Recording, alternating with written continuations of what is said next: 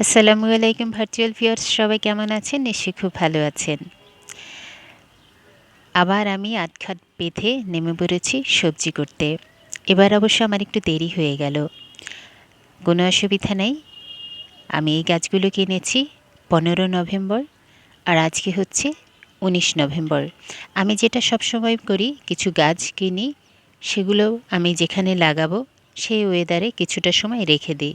এতে করে গাছ সেই পরিবেশের সাথে পরিচিত হয় এবং নিজেকে অ্যাডজাস্ট করে নিতে পারে। এবার দেখুন আমি কিভাবে লাগিয়ে নিচ্ছি। প্রথমে যে গ্রো ব্যাগটা আছে সেটা দুই পাশ থেকে কেটে নিতে হবে। এতে করে হবে কি, সহসা মাটিগুলো ভেঙে যাবে না। দেখুন আমি কি সুন্দর করে কেটে নিলাম এবং কি সুন্দর করে এটা বেরিয়ে এলো। আমি মাটিগুলো আগেই রেডি করে রেখেছিলাম।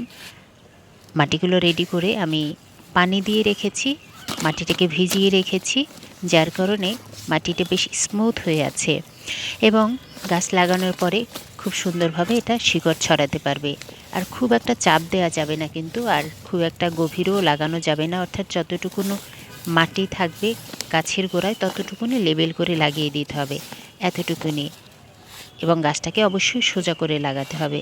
এভাবে আমি পর্যায়ক্রমে লাউ গাছ লাগিয়েছি, 2টো লাউ গাছ কিনেছি। আমার অ্যাকচুয়ালি লাউ গাছ কিনতেই হয়, প্রতি বছর আমি লাউ গাছ কিনি। লাউ বীজ থেকে আমি নর্মালি করে থাকি, কিন্তু এবার যেহেতু আমি অনেক দেরি করে ফেলেছি, তাই আমি আর বীজ থেকে করলাম না। তো এখানে দেখতে পাচ্ছেন আমি দুটো ধুন্দুল কিনেছি, আর এ দুটো হচ্ছে জালি বা চাল কুমড়ো, পরের দুটো করেছি চিচিঙ্গা এবং পরের দুটো হচ্ছে ঝিঙা। তারপর হচ্ছে ব্ল্যাক ফায়ার মরিচ, তারপর এগুলো হচ্ছে গোল বেগুন, আর এটা হচ্ছে লম্বা বেগুন।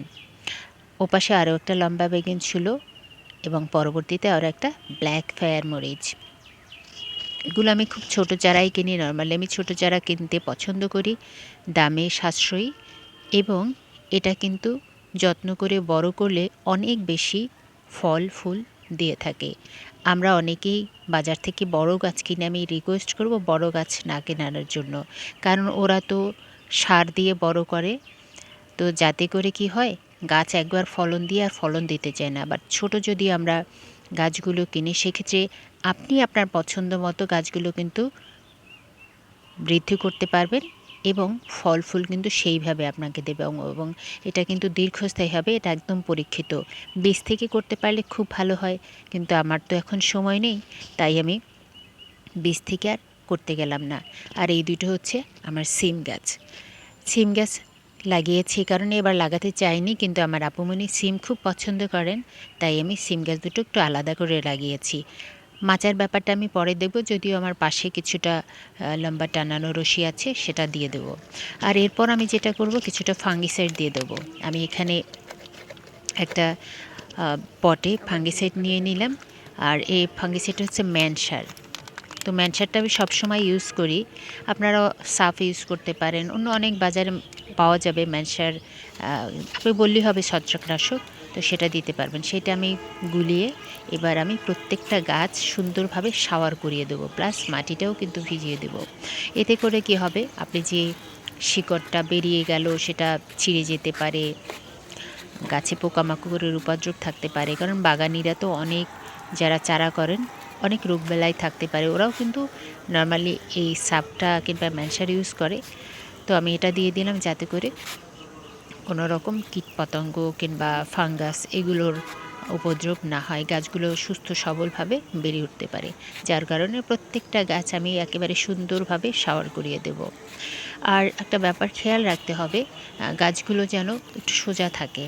হ্যাঁ, খুব একটা মাটির সাথে মিশে না থাকে। মাটির সাথে মিশে থাকলে কি হবে, গাছগুলোর পাতাগুলো কিন্তু পচতে শুরু করবে, সেক্ষেত্রে কিন্তু গাছের বেঁচে থাকার সম্ভাবনা অনেকটাই কমে যাবে।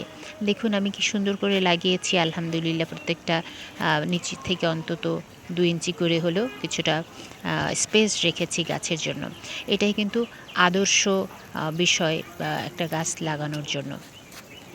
আমি সবগুলোতে সুন্দর মতো ফাঙ্গিসাইড দিয়ে দিলাম, এবং দেখা যাক, ইনশাল্লাহ আমার গাছগুলোর জন্য প্রে করবেন যেন এটা সুন্দর মতো ফল ফুল দিয়ে থাকে। আজ এই পর্যন্তই।